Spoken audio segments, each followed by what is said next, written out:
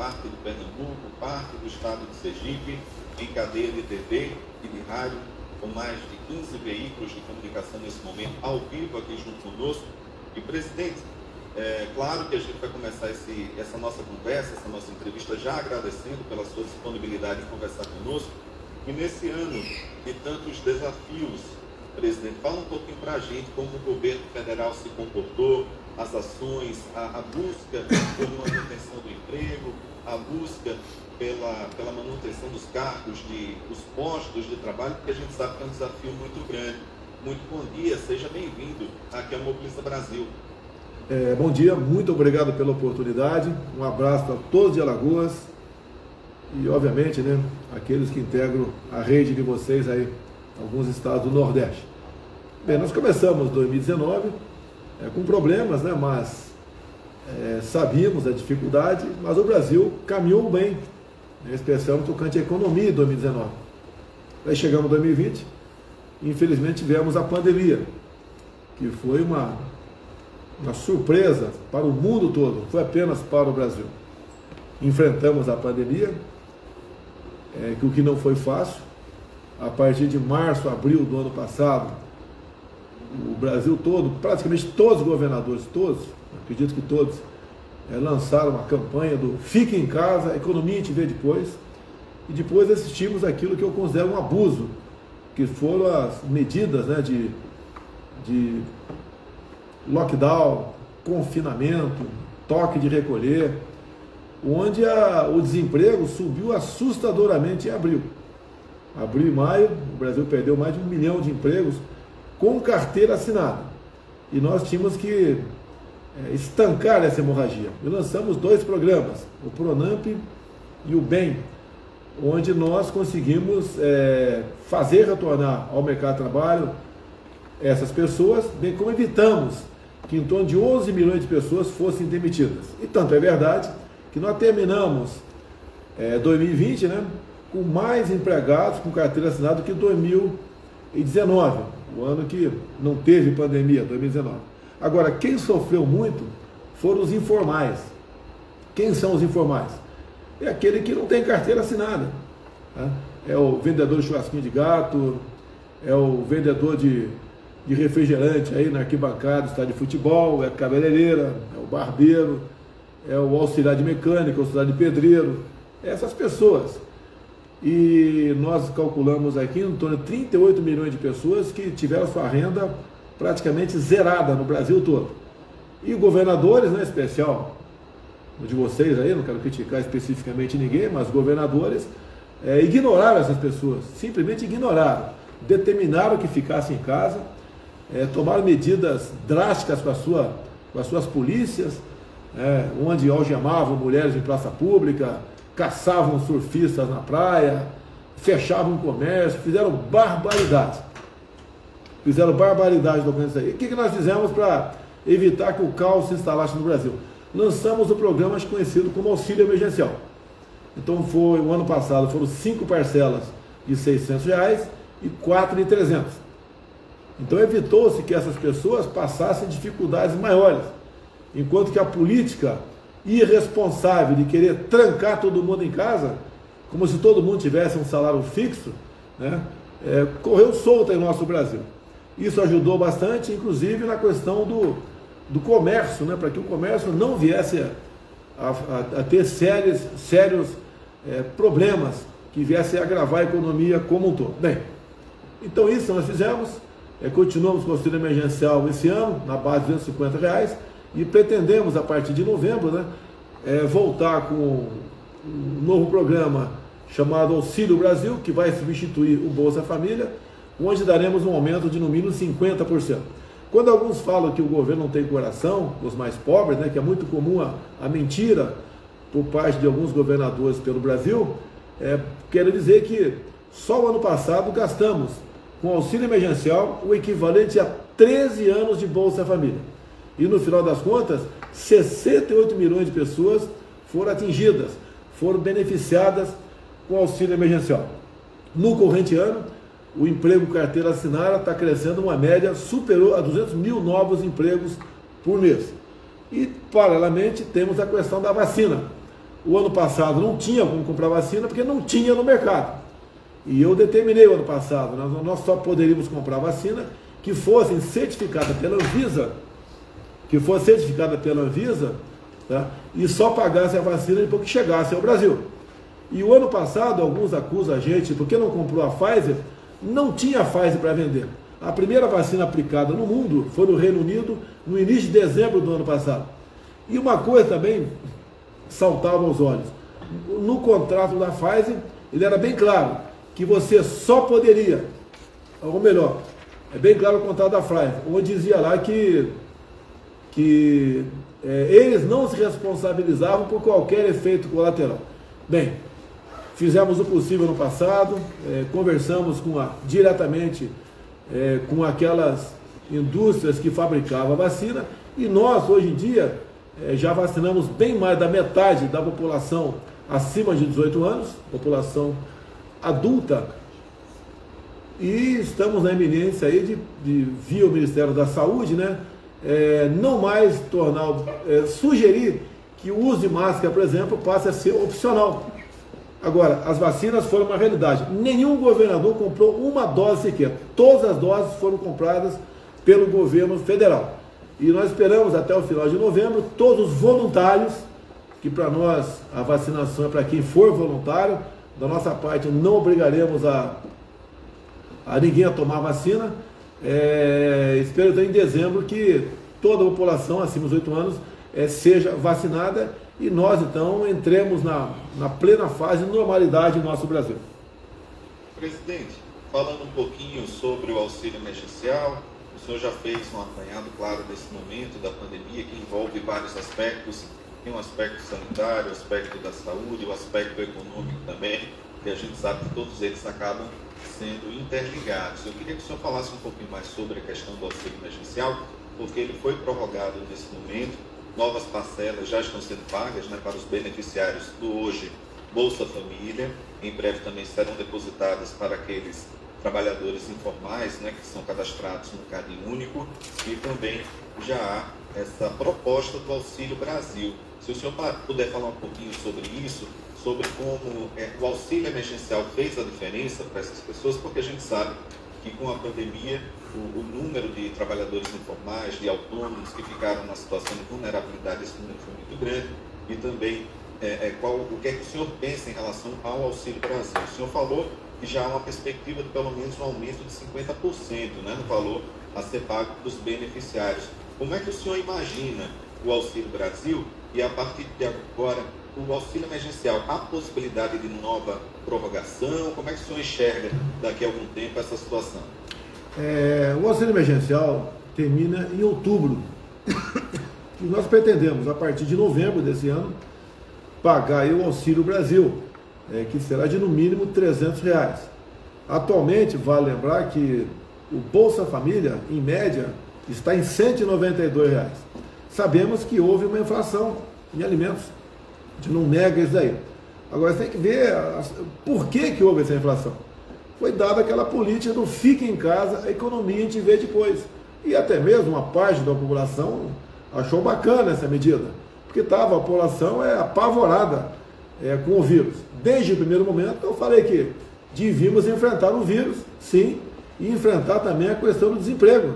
O desemprego também mata. Bem, não fui bem recebido por grande parte da mídia brasileira, mas estamos vendo hoje em dia que eu tinha razão. Temos um problema, temos que enfrentá-lo. Não dá para todo mundo ficar embaixo da cama e achar que pode viver por um tempo indefinido com auxílio emergencial. Porque nos primeiros meses do auxílio emergencial, quando estava em R$600, por mês equivalia a um endividamento de 50 bilhões de reais para a nação. E é endividamento, não tínhamos dinheiro no cofre.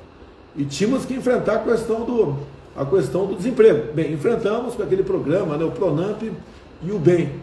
E foi muito recebido por parte da classe que empregava em nosso Brasil. Então essa nova medida foi trabalhada pelo deputado João Roma, que é o nosso ministro da Cidadania. Está bastante avançado o projeto, acho que poucas alterações serão feitas, mas como regra, o que vale, no final das contas, quanto vai para cada família, né? Vai na ordem de no mínimo R$300. E se é para ver, a inflação também vem em cima do gás. O pessoal está pagando, em média, o gás de cozinha hoje, na ponta da linha, R$130. Agora, para nós, para a Petrobras, nós entregamos o botijão de gás de 13 quilos a R$45. Então, na verdade, o botijão de gás custa R$45. O que o governo federal, o que eu fiz? Eu zerei, eu acabei com os impostos federais no gás de cozinha. Então, hoje em dia, a gente recomenda que as pessoas que criticam que o valor está alto e com razão, não mirem o governo federal. O gás custa R$45 o botijão. O preço encarece basicamente em cima do ICMS dos governadores. O pessoal tem que vir a Alagoas aí quanto é que o senhor governador está cobrando ICMS e cobrar dos deputados estaduais, cobrar do governador, a fazer a mesma coisa que eu fiz no momento de crise, né? E dada a necessidade do gás, zerar o ICMS do gás. E daí sobra o quê? Sobra o valor do frete e a margem de lucro de quem está vendendo na ponta da linha. Digo mais, se o governador zerar o valor do gás em Alagoas, nós podemos estudar a venda direta do gás de cozinha. Como é que seria a venda direta? A exemplo que nós propomos há pouco, a venda direta do etanol, do álcool para o carro. A refinaria pode vender diretamente para os postos, a refinaria não, né? As usinas podem vender diretamente para os postos de combustíveis, coisa que não era feita. E pretendemos, então, depois que algum governador zerar o imposto do gás, propor aqui, estudar e propor a venda direta.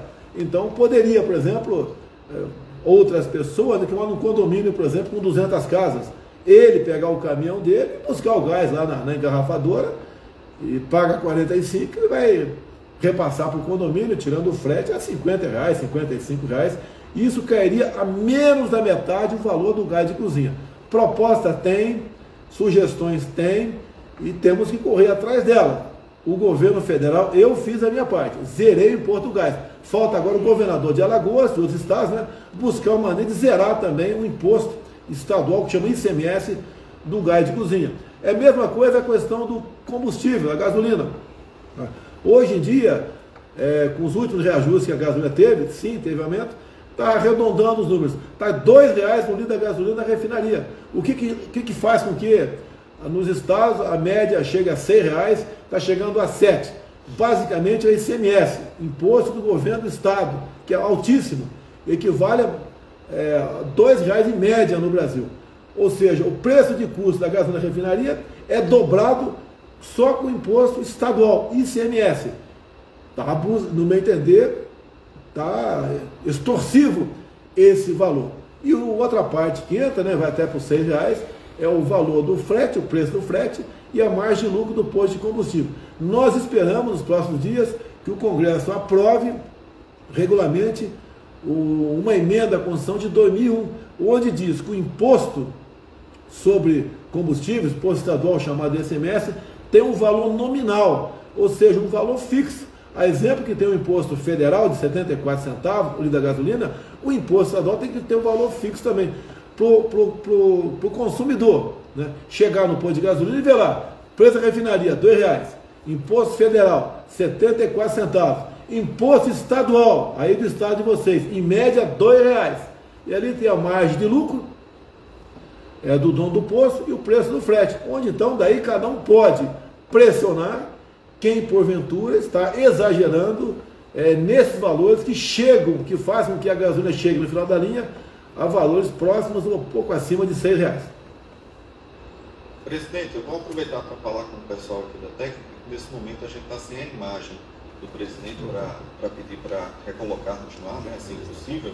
Presidente, o senhor falou sobre a venda direta, né, chamou a atenção que isso pode ser feito com gás, chamou a atenção também para a questão do etanol, do álcool, combustível, até falávamos aqui sempre no programa, aqui no Mobiliza Brasil, sobre essa possibilidade, porque hoje o prefeito de Maceió, então o deputado federal JHC, levantava já essa bandeira. No caso, presidente, quando o senhor fala da venda direta, do gás, do etanol, a gente está falando de tirar aquela figura do atravessador. Eu acho que popularmente a gente poderia falar assim, né?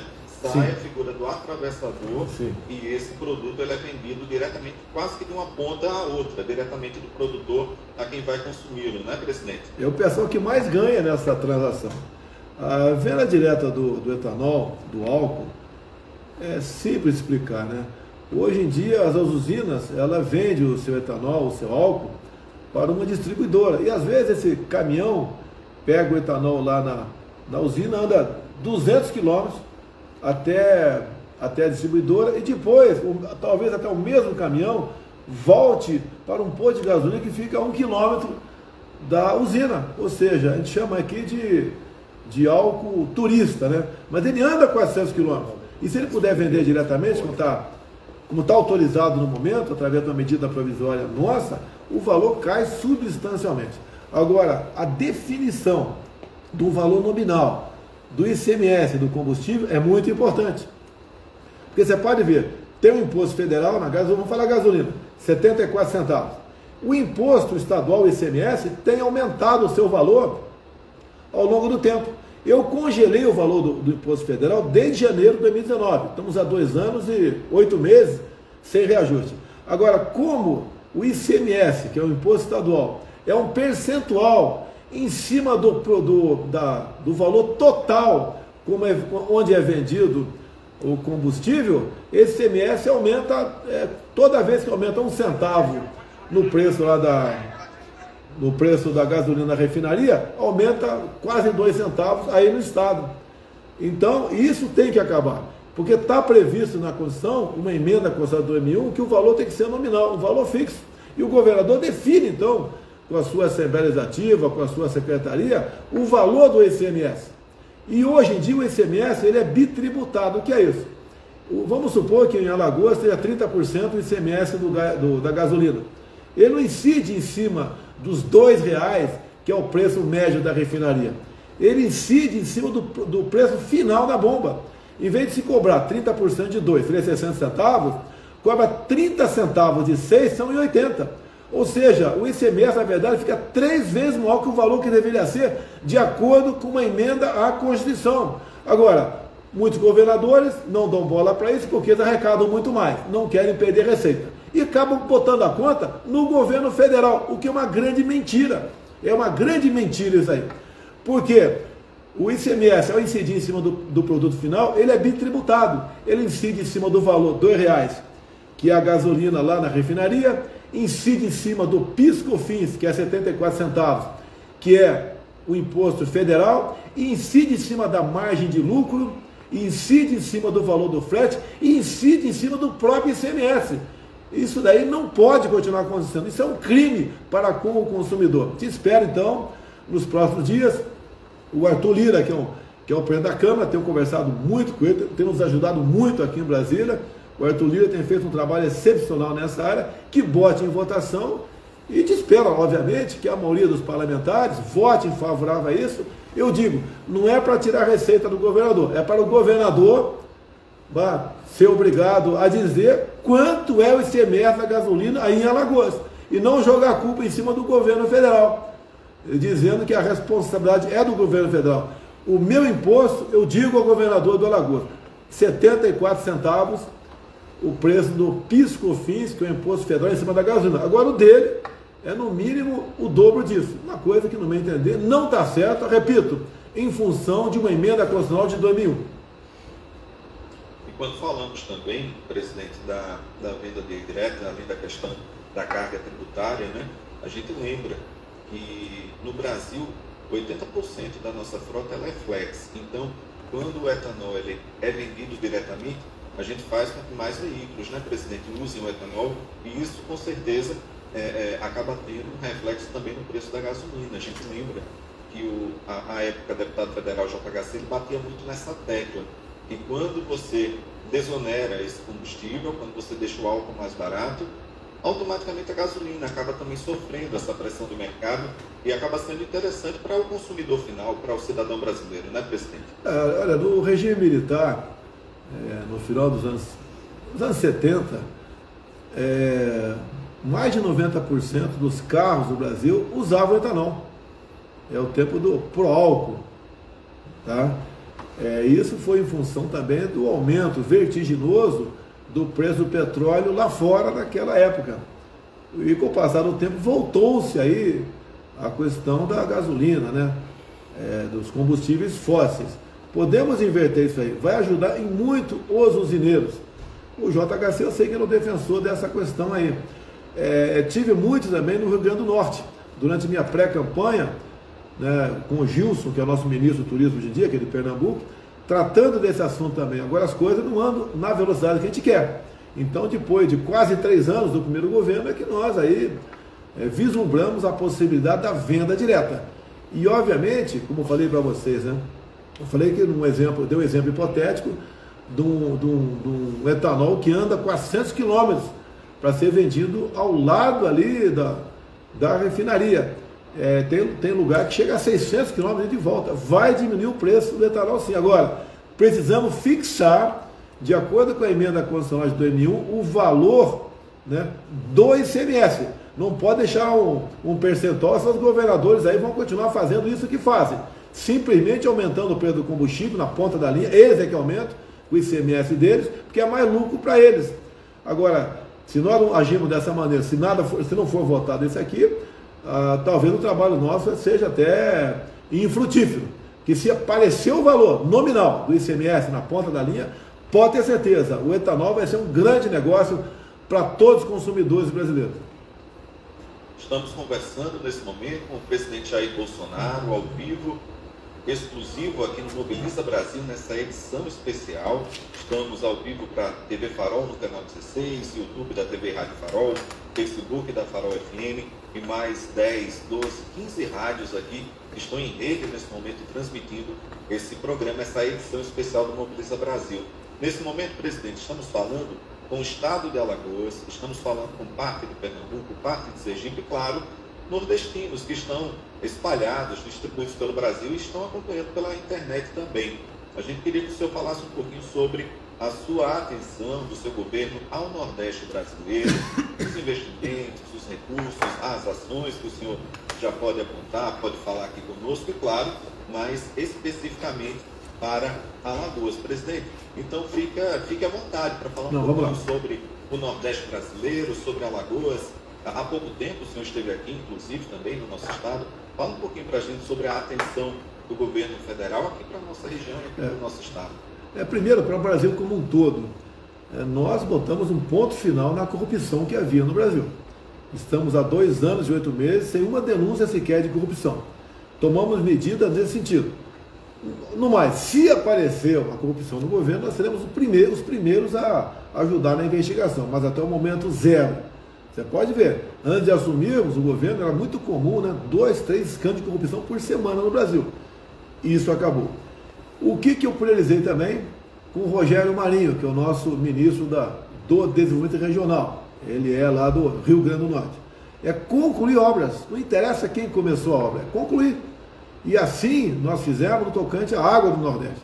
A gente espera até o final do ano que vem, está toda concluída essas obras aí. Então tivemos aqui concluídos, né? Eixo Norte, Eixo Leste, o Canal do Sertão, Alagoano 4, Cinturão das Águas.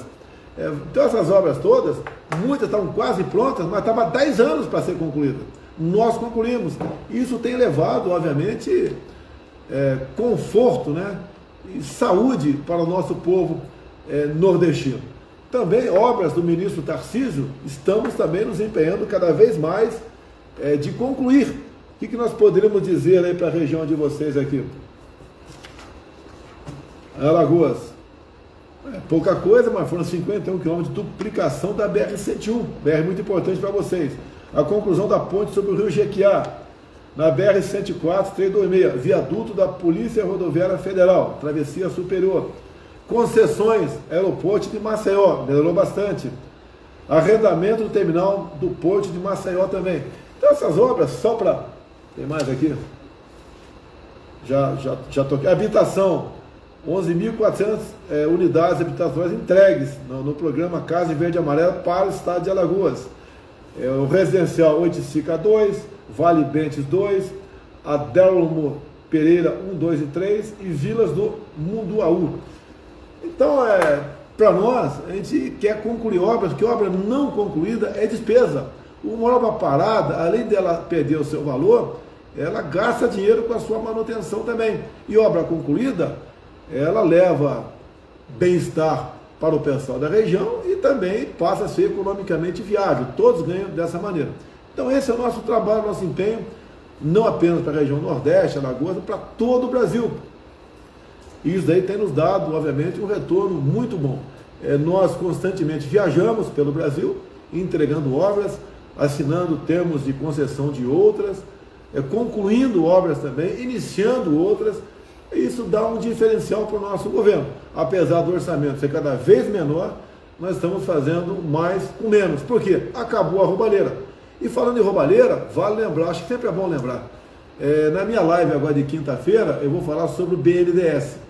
Ou seja, o dinheiro, os bilhões emprestados do BNDES para outros países, como Cuba, Venezuela, Bolívia, Angola, para o povo brasileiro tomar consciência, né, do que era feito com o seu dinheiro no passado.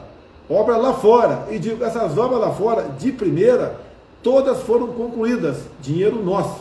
E aqui no Brasil, ficaram essas obras inacabadas, nós estamos acabando agora. Então o povo tem que saber, cada vez mais, com dados concretos, o que era feito com o seu dinheiro. Como demonstramos a semana passada, esteve lá o presidente da Caixa Confederal na minha live, onde ele demonstrou ali que um pouco mais de 40 bilhões de reais foram desviados na Caixa Confederal nos últimos 10 anos. Realmente isso é triste.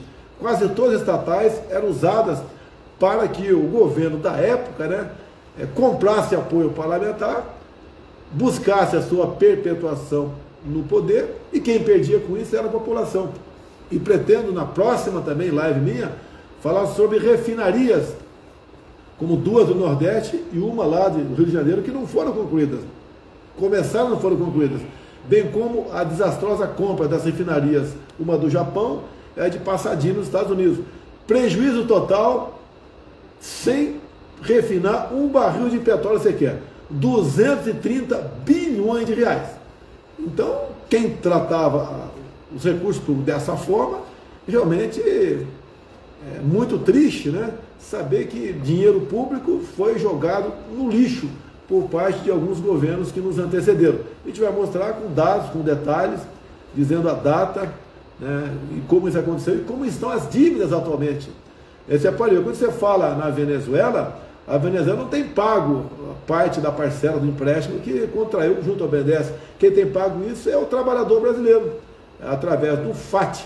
Ou seja, o governo, o ditador Maduro não paga o juro que emprestou de nós, e nós é que pagamos por intermédio do recurso do Tesouro Nacional. Bem como Cuba também não tem pago o dinheiro que eles usaram, né, para fazer o Porto de Mariel.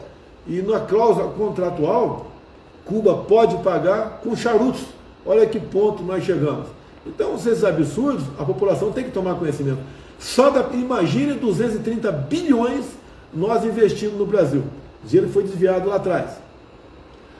Basta lembrar que o recurso, né, o orçamento do Tarcísio está abaixo de 10 bilhões por ano.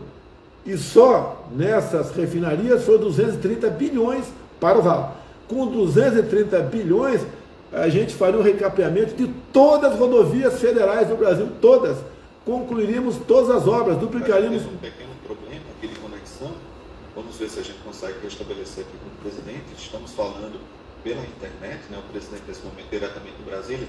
Presidente, conseguimos restabelecer a conexão. Fique à vontade para concluir o seu raciocínio. Nós estamos falando do 230 bilhões que foi desviado, né, por ocasião da construção das duas refinarias do Nordeste e uma aqui no Rio de Janeiro, que não foram concluídas. O dinheiro jogado fora, não se refina um Brasil de petróleo sequer, e uma dívida monstruosa para a população pagar. Eu estava dizendo, com esse dinheiro, 230 bilhões de reais, você poderia recapear todas as estradas federais do Brasil, concluir pontes, viadutos, duplicar alguma estrada também.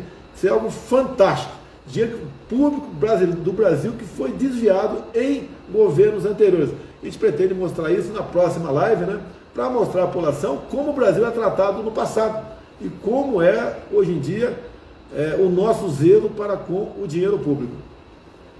Estamos conversando com o presidente Jair Bolsonaro, ao vivo, exclusivo aqui no Mobiliza Brasil, nesta edição especial, terça-feira, dia 24 de agosto. Nesse momento estamos ao vivo pela TV Farol, canal 16, TV aberta. Então, você que de repente está ouvindo pelo rádio, pode ligar a sua TV, canal 16, YouTube da TV Rádio Farol, Facebook da Farol FM, Farol FM 90.1, Francês FM, Francês FM Arapiraca, Penedo, Palmeira, Coruripe, Quilombo, União dos Palmares, Adore FM Maceió, Farol FM Catembe, Farol FM Taquaritinga, Top Rio FM, Maragogi FM, Gravatá FM e as 7 rádios do Sistema Líder do Tocantins. Nesse momento, todas em rede, linkadas, passando a entrevista, transmitindo essa entrevista exclusiva do presidente Jair Bolsonaro nessa edição especial do Mobiliza Brasil.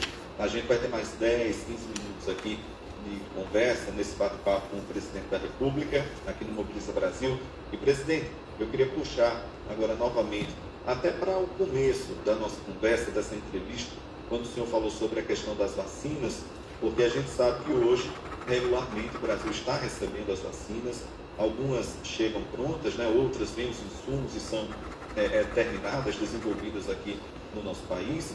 E eu queria que o senhor falasse também um pouquinho sobre a questão do investimento para uma vacina 100% brasileira, né? Porque a gente sabe que existe essa preocupação também do governo federal. Então fala para a gente, presidente, sobre isso, sobre então, a preocupação, nesse momento que a gente sabe que os números estão diminuindo, a gente sabe que o número de leitos ocupados é menor, o número de mortes e de casos diagnosticados também nesse momento é menor. A gente já percebe aí a presença do ministro Marcos Pontes junto conosco também. Seja bem-vindo, ministro. Então, presidente, fique à vontade. E fica também aqui o espaço aberto, né, para que o ministro de repente fale até sobre isso, sobre esse desenvolvimento de uma vacina brasileira. Ele estava assistindo. Fica à vontade até para chamar. Não, ele estava aqui por coincidência, eu estava aqui assistindo, né, que tem uma audiência com ele daqui a pouco, e vai falar sobre a vacina dele. Só para curiosidade, então. Auxílio emergencial para Alagoas. O governo federal mandou 6 bilhões de reais para os mais pobres de Alagoas. Então, o pessoal mais pobre de Alagoas recebeu 6 bilhões de auxílio emergencial. O governo federal também mandou para Alagoas 3 milhões e 100 mil doses de vacinas. Então, o governo do estado, nenhum governo do estado comprou nenhuma vacina. Quem comprou toda e mandou para o estado foi o governo federal. Agora, infelizmente, esse vírus, né, veio e, pelo que tudo indica, não vai embora, vai ficar a vida toda nos acompanhando. Então, o que o Marcos Pontes fez, que é o nosso ministro da Ciência e Tecnologia? Começou a investir numa vacina brasileira. E ele vai, com rápidas palavras agora, bem devagar, mas bem objetivo, de forma bastante conclusiva, né, falar em que pé está a vacina brasileira, Marcos. Obrigado, presidente. Obrigado a todos aí. Nós investimos em 15 tecnologias de vacinas nacionais e uma vacina em parceria com os Estados Unidos, que é a HDT, é uma mensageiro RNA. Dessas 15 vacinas e mais essa outra, 16, nós temos 3 delas na Anvisa, aguardando a autorização da Anvisa para iniciar os testes clínicos. Os testes clínicos são feitos em 3 fases, fase 1 e 2, depois fase 3. Nós temos recursos para cobrir 4 vacinas em fase 1 e 2 e uma vacina em fase 3. Então, as primeiras vacinas que forem aprovadas pela Anvisa já serão financiadas pelo Ministério, e eu imagino que, tendo essa liberação rapidamente agora, até o final do ano, talvez nós possamos ter uma vacina nacional em abertura na fase 3, já podendo entrar no Plano Nacional de Imunização, mas para o ano que vem, com certeza, nós não precisaremos de vacinas importadas, seremos todas vacinas nacionais. Você pode ver, em dezembro do ano passado, eu assinei uma medida provisória destinando 20 bilhões de reais para comprarmos vacina. Então, o governo preocupado com isso. Obviamente, é uma cifra bastante alta, mas a vida está em primeiro lugar. Com essa possibilidade muito grande de termos a vacina brasileira, esse montante gasto, né, será diminuído bastante. E brevemente nós esperamos também começar a exportar a vacina. Isso para o Brasil vai demorar um pouquinho mais, mas como nós temos um acordo com a AstraZeneca, na tocante ao IFA, né, que é aquele produto que inicia lá a fabricação da vacina, o Brasil pode... Ingrediente farmacêutico, sim, né, presidente? E sim, farmacêutico ativo. Nós podemos começar a exportar vacina também aqui no Brasil. Outra coisa importante para chamar a atenção a respeito das vacinas, que nós temos, né, na nossa estratégia, o Centro Nacional de Vacinas, que ele vai ser capaz de fazer não só vacinas para a Covid, mas também para as próximas pandemias, assim como vacinas para dengue, zika, chikungunya, todos esses tipos de doenças negligenciadas. Então esse é um ponto de inflexão na história do Brasil em termos de desenvolvimento de tecnologia, produção de insumo farmacêutico nacional e distribuição rápida no país. O país vai ser protagonista disso no planeta. A gente agradece, né, ao ministro Marcos Pontes aqui conversando conosco e trazendo informações muito importantes, porque a gente está falando de economia, a gente está falando de recurso público, né, que é investido em ciência e, no caso, uma vacina 100% brasileira, ponta a ponta, a gente sabe como isso, de fato, vai ter um impacto muito importante. Presidente Bolsonaro, ministro Marcos Pontes, eu vou pedir licença aos dois para chamar para essa nossa conversa aqui o pastor Hildo Rafael, ele que é aqui da TV e da Rádio Farol, ele comanda esse horário aqui. A gente está nessa edição especial do Mobiliza Brasil e, claro, a gente chamou aqui o pastor Hildo Rafael para que ele participasse, conversasse com o presidente da República, nesse momento também com o ministro Marcos Pontes. Hildo, fique à vontade, muito bom dia, seja bem-vindo a essa transmissão, a esse Mobiliza Brasil, nessa edição especial, e fique à vontade para fazer uma pergunta, para conversar com o presidente Jair Bolsonaro, que fala conosco, né, ao vivo, nesse momento aqui pela lente, pelo microfone do Mobiliza Brasil. Muito bom dia, Adraildo, a todos os ouvintes e telespectadores da cadeia de Rádio Farol. Presidente, em 2012 eu me entrevistei via telefone, quando eu trabalhava então na Rádio Jovem Pan, e eu já dizia do desejo que eu tinha de ver o presidente. O assunto na época, a pauta da época foi exatamente sobre a questão daquele prenúncio, aquele início da Lava Jato, e o senhor falava do Congresso Nacional, e o senhor manteve para os evangélicos uma performance que é satisfatória. Deus, Pátria e Família. Essa mesma bandeira deverá continuar na sua próxima legislatura, presidente? Olha, isso está no coração da gente, né? Independente de ser presidente, deputado, está sem mandato. A família é a célula da sociedade. Uma família sadia é uma sociedade sadia também. E eu sou católico, a minha esposa é evangélica, e nós mantemos esta linha. Família é um combate ao aborto, né? É também um combate à questão das drogas. E hoje em dia a gente, além disso, né, além dessas pautas conservadoras, nós botamos um pastor evangélico, que é uma pessoa também extremamente qualificada, no Ministério da Educação. Você vê aquela história de ideologia de gêneros, você pega os livros que chegaram atualmente nas escolas aí do seu estado, não tem mais aquela questão de querer ensinar coisa que os pais não concordam. É uma covardia você querer pegar uma criança 6, 7, 8 anos de idade e falar sobre sexo com ela. Quem fala sobre sexo é papai e mamãe. Ela pode bem mais tarde na escola ter aula sobre isso aí, mas quanto jovem, não. Então é uma mudança radical que teve no governo, para melhor, no meu entendimento, né? É um governo que respeita todo mundo também. Nós não discriminamos ninguém, nós não estimulamos a briga entre o antagonismo, por exemplo, entre héteros e homos, brancos e negros, nordestinos e sulistas, homem e mulher, ricos e pobres. Nós tratamos todo mundo com igualdade e sempre pensando num bem melhor para a nossa sociedade, que é o nosso Brasil realmente ocupar o lugar de destaque que ele merece no mundo. Ninguém tem o que nós temos aqui no Brasil, nenhum país tem. Eu até, inclusive, nessa época, eu já comparava aqui Israel com o Brasil. Israel não tem nada, nem petróleo tem. Olha como aquele povo vive.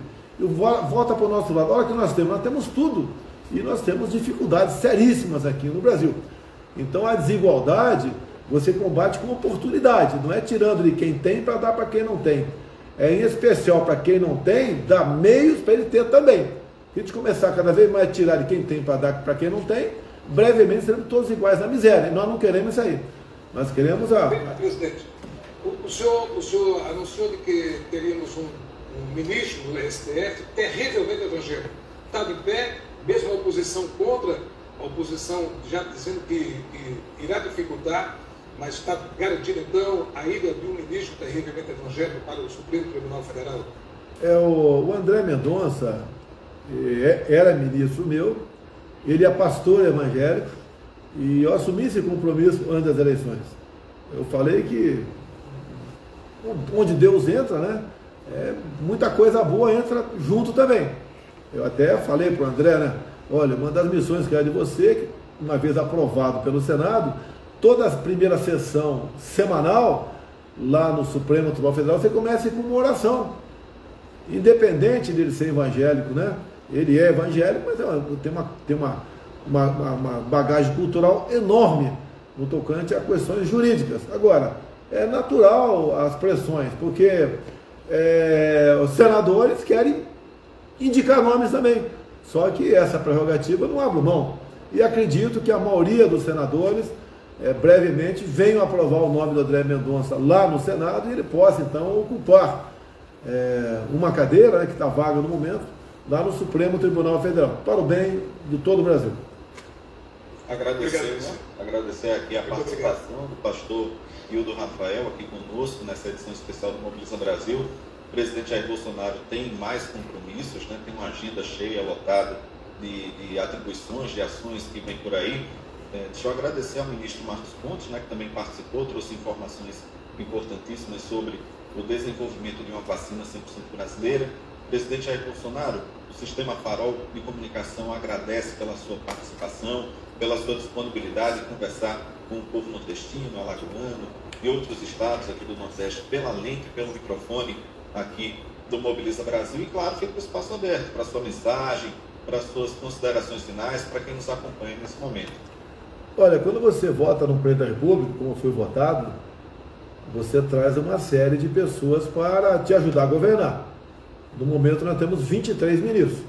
Eu sempre falo para o pessoal, olha o padrão, o nível de informação dos nossos ministros, como eu estou aqui com o Marcos Pontes aqui do meu lado, e veja o padrão dos ministros de outros governos, para você fazer uma comparação.